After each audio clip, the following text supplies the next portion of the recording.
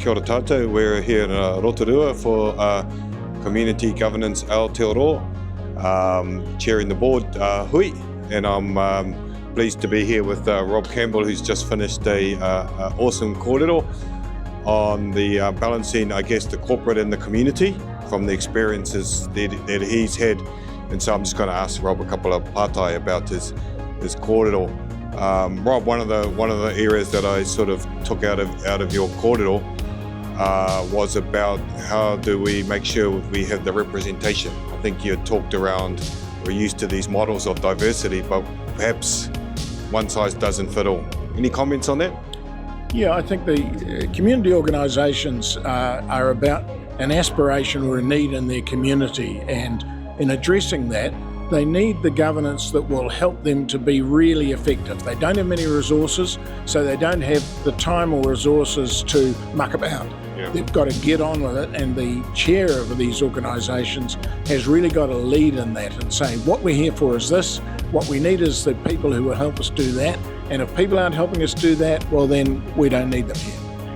Okay, so another sort of pātai or another part of your kōrero was around conditional funding, I suppose I might term it, where the funds are coming with conditions and become quite restrictive. So I'm interested in your whakaaro, your comments on how I guess we get around that situation that the funder is probably dictating to a point where the community organisation is a little bit restricted. Yeah, the government and the big philanthropic organisations wanted to give to people that they can relate to, and that means to people in structures that they understand and maybe even look a bit like them. So it's hard for community organisations who are fighting for a cause, for an aspiration of their community, to fit to that. And to some of it you've got to do, you've just got to sometimes do it, but I think it's becoming excessive, it's becoming a cost burden on the actual people doing the mahi. And they do have to fight back, and I think have to push back about it at the risk sometimes of not getting support. But if otherwise, our community organisations just turn into low-cost providers of what the government or a philanthropic organisation wants provided, and that's not the idea. Yeah. The organisation and the kaupapa should be driving it. Ka pai. And so the last sort of one, and I think is related to that, you mentioned about iwi entities, the conditions that have been held to account that doesn't really fit their model, but again the money comes with conditions. So I suppose probably a last comment from you around one size doesn't fit all. So how do we make sure that we have a model appropriate for each organisation's aspirations? Yeah, I think the exciting thing for iwi is of course they are now starting to get an asset base and an income base that enables them to make their own decisions rather than to follow someone else's decision. So that's pretty exciting, but it's still early stages. And I think the other organisations really have to try and learn from what Māori organisations are doing, learn from that self-assertion. I mean, I think the whole mana moto haki drive from within Māoridom is really important for everyone to learn about, because it's about standing up for what you are and what your rights are, rather than just kind of following on what other people expect you to do. Ka pai. So any last bits of advice for the chairs that are here today? No, I just really want to thank the chairs that are here today. I mean, these are all people that know a lot about what they're doing, are passionate about it, and isn't it great to be in a room with all those people? Yeah, ka pai. Thank you very much.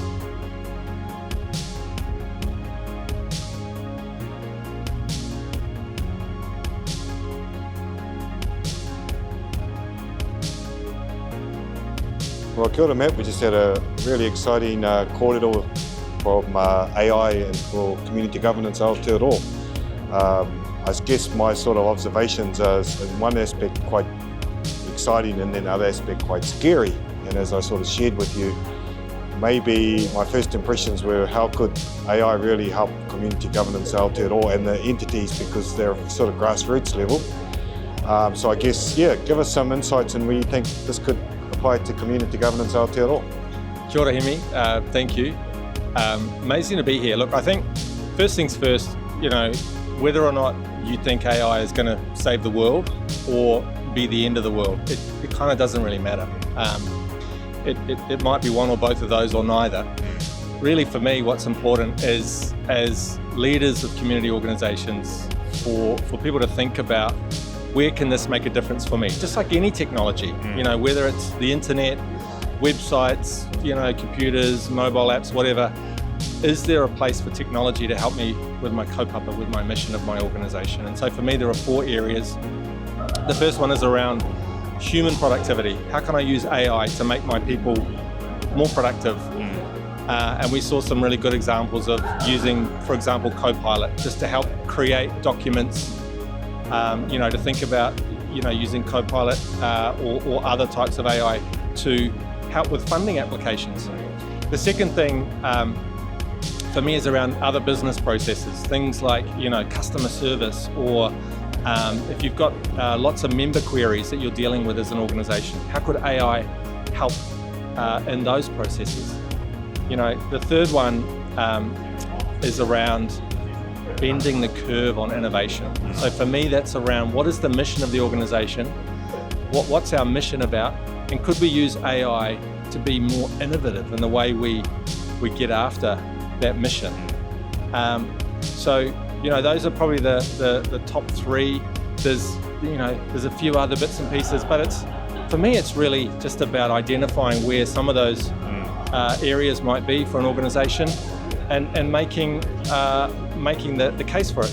But really importantly, having a plan, having a governance plan around AI, having a strategy, and ensuring that the chair, the board, the team member of your organisation, the team members are skilled up and educated.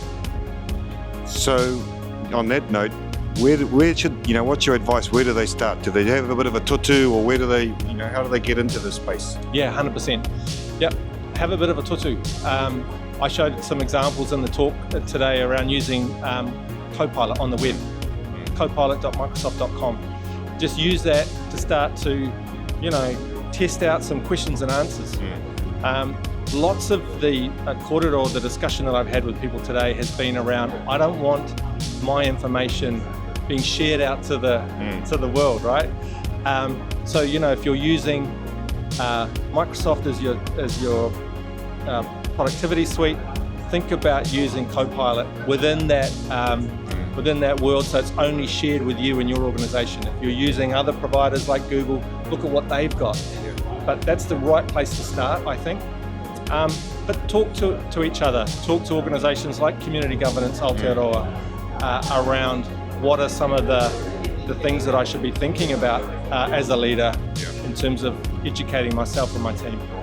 Yeah, so put a bit of an observation, I think, because I said to you earlier, I thought, where is this going to help these type of organisations? Well, I think most of these organisations are pretty tight for cash, so the irony is that you can create efficiencies and cost, but of course you can probably find other pots of gold for the operation. So it's been great listening to that and see how it might be applied. So really, as I said, exciting, and as well as a little bit of, that sort of scariness, but I think we've got to get over that and apply it. So really awesome. Thanks for your korero. Yeah. Thanks, Hemi. Kia ora.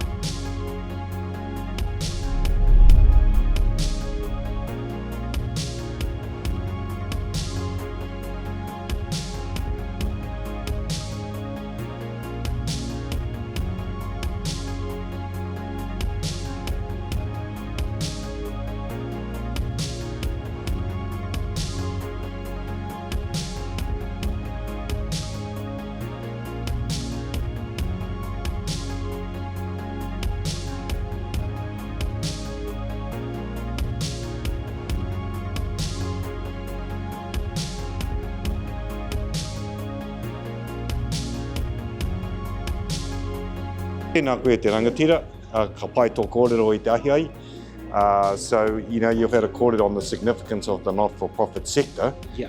I just want to ask you to share some of your observations in your kōrero and being around this event for the last few days. Tell us about how you see the significance of the not-for-profit sector, and then secondly, some words of advice to me as a chair around, what I can sort of take out of your kōrero today. Yeah, thank you, and it's great to be here. My kōrero today really reiterates a lot of the points that other speakers have talked about, but really from my experience and my own worldview. It brings in a diversity of perspective, and I think that's what defines a high-performing board.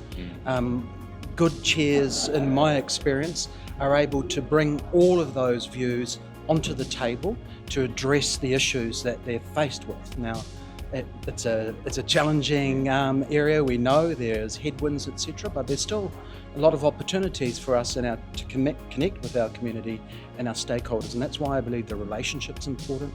I believe communication is very important, and the perspective and understanding who it is that we are serving. So, you know, I've chosen a life of adventure and service. I've utilised my experiences to come in and lift up around child rights. I'm the chair of UNICEF New Zealand, and in many ways it's that group, the children that can't speak for themselves. So it's an area where we can't take things for granted. We need to think about the advocacy, we need to think about the research that makes up the challenge that's there.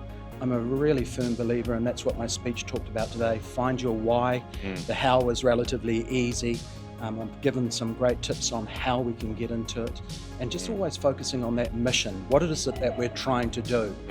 I think for chairs, it's a lonely place. Often they're by themselves, and they also need the support of their board, and sometimes these check-ins are really important to tap into the sense of how you're going. And I really liked and appreciated your comments on spending more time together, finding ways where you can align your own values with the values of the mission, and then always being alive to rethinking where you need to be on fundraising, whether it's dropping down your funding, working through the costs, and these are hard decisions to make. But as a board, you lead. As a chair, you're also just a board member. But for chairs, so much of it is on being able to find the succession, look to who you want to bring on to represent those community voices that you have, and then once you've made your decision, leave it there on the table. Don't relitigate this, and get on with it. There's a lot to do. So yeah, that's the mission. I really believe that, you know, if you want to be high performing as a board, you need to bring in that diversity, and that's not just ethnicity or gender. That's really about the lived experience and the world view. So I'm seeing a lot of that here today, and I really enjoyed the conference. It's great to be here at Rotorua's beautiful conference centre. So kia ora. Kia ora, thank you very much. Well done.